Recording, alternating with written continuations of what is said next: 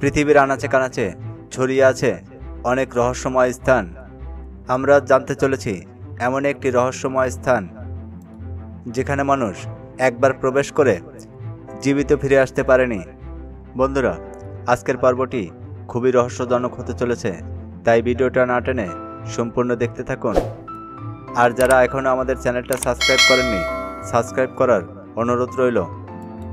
আর এরকম রহস্যজনক ভিডিও পেতে পাশে থাকা বেল আইকনটি অন করে রাখবেন। আর যারা ফেসবুক থেকে দেখছেন, আমাদের ফেসবুক পেজটা ফলো করে রাখুন।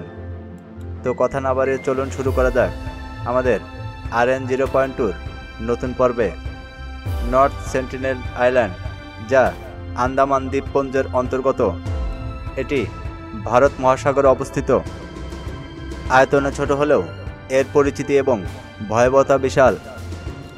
এখানে বসবাস করে সেন্টিনেলি জনগোষ্ঠী, যাদের সভ্যতা প্রায় 60,000 বছর ধরে অপরিবর্তিত। এরা আধুনিক প্রযুক্তি কিংবা বহির্বিশ্ব সম্পর্কে কিছু জানেই না এবং জানতেও চায় না। সেন্টিনেলিদের জীবনধারা সম্পূর্ণরূপে শিকার এবং প্রাকৃতিক সম্পদের উপর নির্ভরশীল। তারা বাইরের পৃথিবীর মানুষকে আক্রমণাত্মক দৃষ্টিতে দেখে এবং কাউকে তাদের দ্বীপে প্রবেশ করতে দেয় না।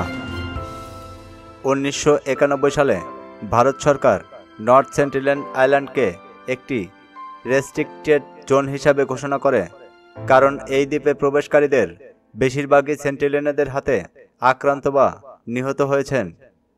1974 সালে ন্যাশনাল জিওগ্রাফিকদের একটি দল এই দ্বীপে গবেষণার চেষ্টা করেছিল, কিন্তু তারা তীর ও অস্ত্রের আক্রমণের মুখোমুখি হয়।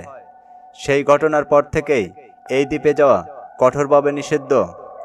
সরকার এই সিদ্ধান্ত নিয়েছে যে সেন্টিনেলদের সংস্কৃতি এবং জীবনধারা রক্ষা করার জন্য তারা চান না যে বহির্বিশ্বের সংস্পর্শে এসে এই জনগোষ্ঠী ধ্বংস হয়ে যাক, কারণ তারা বাইরের রোগ বা জীবাণুর জন্য প্রতিরোধহীন। 2018 সালে নর্থ সেন্টিনেল দ্বীপ আবারও বিশ্ববাসীর আলোচনায় আসে। জন অ্যালেন চাও নামের এক মার্কিন পর্যটক ধর্ম প্রচারের উদ্দেশ্যে এই দ্বীপে প্রবেশ করার চেষ্টা করেন। তিনি স্থানীয় জেলেদের সাহায্য নিয়ে অবৈধভাবে এই দ্বীপে যান, তবে সেন্টিনেলরা তাকে দ্বীপে প্রবেশ করার কিছুক্ষণের মধ্যেই হত্যা করে। অ্যালেন চাওয়ের দেহ এই দ্বীপেই পড়ে থাকতে দেখা যায়, কিন্তু কেউ তার মরদেহ উদ্ধার করতে সক্ষম হয়নি। এই ঘটনা সেন্টিনেলদের নিষ্ঠুরতা এবং দ্বীপের বিপজ্জনক প্রকৃতি নিয়ে আবারও মানুষের দৃষ্টি আকর্ষণ করে। সেন্টিনেলি জনগোষ্ঠী সম্পর্কে অনেক কিছুই অজানা। তাদের ভাষা, সংস্কৃতি, এমনকি জনসংখ্যাও সঠিকভাবে জানা যায়নি। কিছু বিশেষজ্ঞ মনে করেন এই জনগোষ্ঠী পৃথিবীর আদিমতম মানবজাতির একটি উদাহরণ, কিন্তু প্রশ্ন হলো তাদের ভবিষ্যৎ কি? আধুনিক বিশ্বের ক্রমবর্ধমান চাপ তাদের বিচ্ছিন্ন জীবনধারাকে প্রভাবিত করবে কি? সেন্টিনেলি জনগোষ্ঠী যদি বাইরের বিশ্বের সংস্পর্শে আসে, তবে কি তাদের অস্তিত্ব বিপন্ন হয়ে যেতে পারে, ঠিক যেমনটি হয়েছে বিশ্বের অন্যান্য আদিবাসী জনগোষ্ঠীর সঙ্গে? নর্থ সেন্টিনেল আইল্যান্ড আমাদের দেখায় পৃথিবীতে এমন কিছু জায়গা আছে যা সভ্যতার সংস্পর্শ থেকে দূরে রয়েছে। এটি যেমন রহস্যময়, তেমনি অনুপ্রেরণাদায়ক যে সেন্টিনেলিরা আজও তাদের প্রাচীন জীবনধারা ধরে রেখেছে।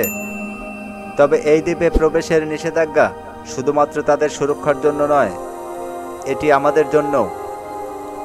আপনি কি মনে করেন এই রহস্যময় দ্বীপ সম্পর্কে আরও গবেষণা করা উচিত, নাকি তাদের জীবনধারা সম্পূর্ণরূপে তাদের হাতেই ছেড়ে দেওয়া উচিত? কমেন্ট করে জানাতে ভুলবেন না।